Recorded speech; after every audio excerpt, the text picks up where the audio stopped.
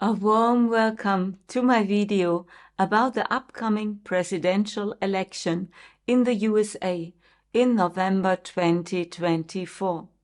This election promises to be particularly exciting because we have an extraordinary astrological configuration that could have significant influences on the candidates and the course of the election. What exactly awaits us? More on that in a moment. But first, let me welcome you to my YouTube channel. And if you would like to receive a weekly energy update, what is important for you, then feel free to subscribe to my free newsletter where I share the most important things with you. The link is right here below this video. And if you are interested in Vedic astrology, then join me. I have a free webinar where I show you what the planets, the houses, and the zodiac signs mean and how to read a horoscope. Check the link in the description box. In my previous video about the assassination attempt on Donald Trump, I mentioned a special configuration of Mars and Uranus together with the fixed star Algol, which often brings unexpected events. Fixed stars have very special energies that can trigger significant events, and Algol symbolizes losing one's head. It is one of the most challenging fixed stars among over 100 fixed stars, which also indicates losing the position of power that one holds. And exactly when the conjunction was very active on June the 13th, it happened, the assassination attempt on Donald Trump. And he was very lucky that the young boy who aimed to shoot him in the head barely missed him. This incident shows us how astrological energies are reflected in events on Earth. This is very special and is connected to this Uranus-Algol Mars configuration. I spoke about this.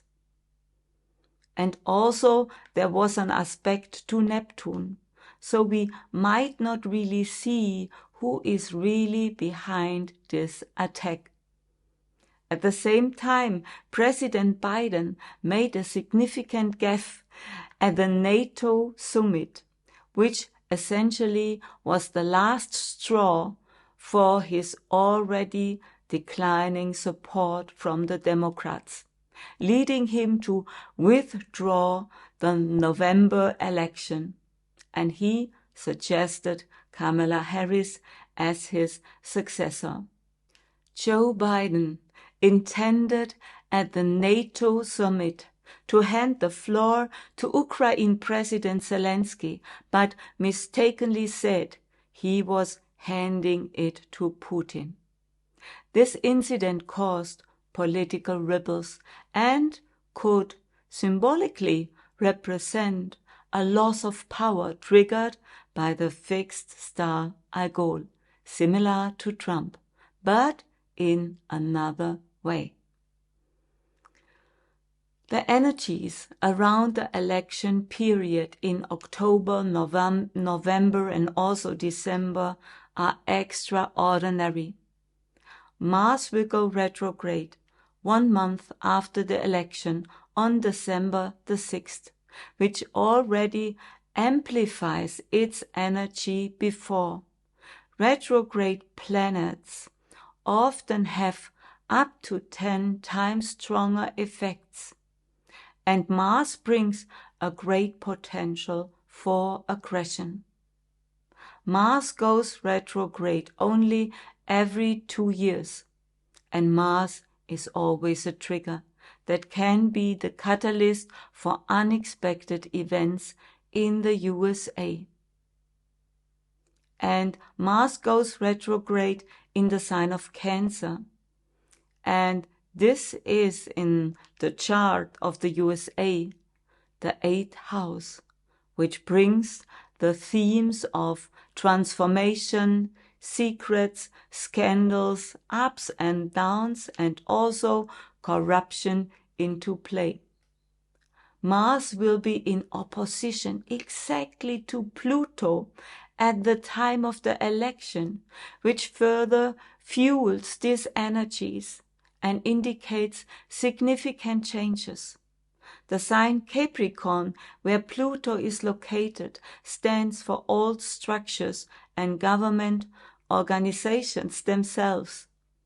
And the USA is going under this Pluto return, which has been talked about in astrological circles for the last 2 years, that this is very important. But now it's exact, and now it is triggered by Mars. And that's really, really, really important. To transform now the old, we can see really that the old structures are falling. Pluto dissolves the old and creates something new, and it remains to be seen whether the election will even take place under these influences. Rahu, the North Node, will also be active at the time of the election through its direct aspect on Mars. And that's not easy. Rahu ignites the potential of the fiery Mars, which brings a lot of potential for violence. These are not easy energies for the USA.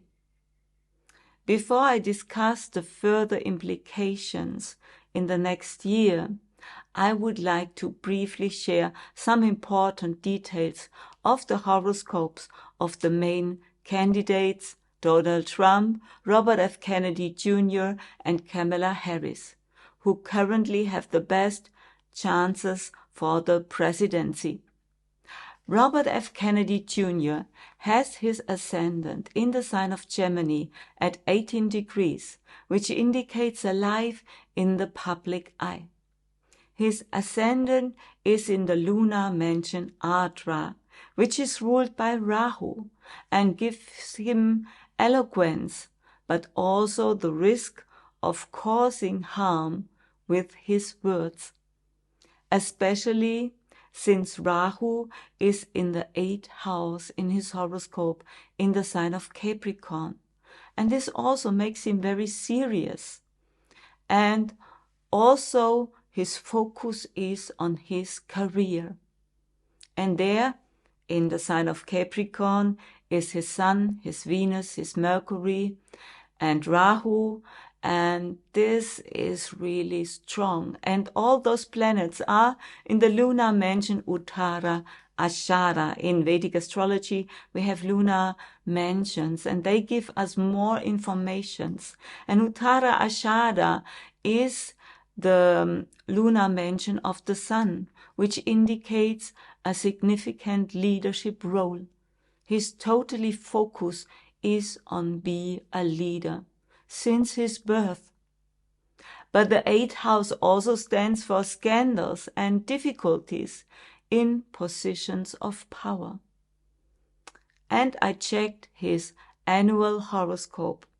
Mercury will be very strong in November, but it is in the house of the enemies, in the 7th house, along with Mars and the Sun, only 1 degree away from Pluto.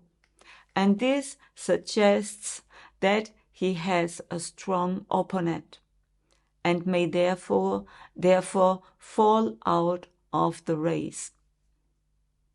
Let's check Kamala Harris' horoscope. She also has her ascendant in the sign of Gemini, along with Rahu, making her also an eloquent speaker. And Mercury, the ruler of her 1st house, sits in the 5th house in the sign of Libra and shows flexibility, charm, and also leadership qualities. But the Sun is weakened in the sign of Libra, so this is not as easy. And in her annual horoscope, Mars is transiting over her ascendant, which could enhance her chances because she has a lot of power and passion. But the horoscope shows mixed qualities. Her ruling planet is also in the 5th house, showing adaptability and leadership qualities. But it's not so clear. Let's check Donald Trump's horoscope. And Mars will be retrograde in the 12th house at the time of the election in his birth horoscope, which brings challenges.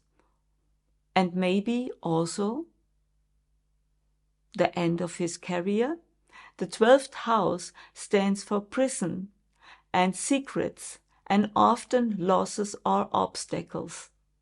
And when a planet like Mars is retrograde here, it can mean that Trump might face hidden enemies, secret conflicts, or even health issues. And this could also mean imprisonment, which would greatly impact his political career. But a verdict that could send him to prison would cause an absolute outcry in America and greatly increases chaos, leading to a civil war scenario. His ascendant in the sign of Leo with the fixed star Regulus is very powerful and indicates a strong leadership position. He's really born with this. And in his annual horoscope, his ascendant is also Leo. This is sometimes not as good. But the ruling planet Sun is in the 10th house, in the sign of Taurus, which indicates success in his reputation and greatly increasing his chances of winning the election. And at the time of the election, he is in the cycle of Jupiter and the Sun, and both are in the 10th house, which signifies luck and success. And so, all those three, Donald Trump has the best horoscopes of all for luck and success. Before we look how things might develop in the year 2025, to summarize again, the astrological energies at the time of the election are extraordinary and suggest a very unusual election that it could be. That there may be unexpected developments, Mars in opposition to Pluto and Rahu, influencing Mars exactly at the time of the election, indicates potentially violence and conflict and significant social changes. The old structures are breaking down, and perhaps the so-called democracy has reached an endpoint. But what comes next? How can the USA be governed and its people and their differences united? The USA stands at a crossroad, and it remains to be seen how these energies will manifest. Perhaps we will witness a split of parts of the country, like the last two major paths of the solar eclipses, crossing America right in the middle. But I am confident that everything we experience serves us to grow and reshape and reform things. It is up to us what we make of it. And do not forget, more and more people are waking up and seeing through the old structures of the last thousands of years that have thought to keep us small. How could things continue in the year 2025? A detailed forecast I will post in the coming weeks, so feel free to subscribe to my YouTube channel to not miss any video. It will be very exciting when Saturn moves into the sign of Pisces from April and then directly meet there in Pisces Rahu, the North Node, in a close conjunction. Saturn and Rahu can sometimes bring the topic of assassinations, as we saw in the year 1968 when the assassination of Robert F. Kennedy happened on June the 5th with Saturn and Rahu in Pisces, and also Martin Luther King on April the 4th, 1968, also Rahu, Saturn in Pisces. With Rahu and Saturn in Pisces, it is an increasingly energy that speaks about that the old structures of power must dissolve, and that the principle that our ego is in charge has to fall. It can bring uncertainty, but it will also bring new inspirations that we can really trust our inner guidance. And we often forget that there is a bigger meaning in this life, and that we are not only this body. There's something bigger that guides us. And overall, the sign of Pisces speaks about a spiritual revolution that we are really deeply desire, a lot of people that are awakening. But it also become increasingly apparent that people will make completely different decisions than perhaps you and I, and that is okay. Consciousness knows we cannot change other people, and violence is not a solution. We must learn to let go and trust life, which has always supported us, to ensure we are well. Just one more thing at the end. Our planet is racing through space at over 100,000 kilometers per hour, and we do not notice it here on Earth. We may need to broaden our perspective a little, and this can help us in these times to accept the external circumstances and understand there is something much larger of which we are part, and that's a good thing. So thank you so much for listening, and share this video with your friends. And also write your what you think about this in the comments. Thank you so much. I love you.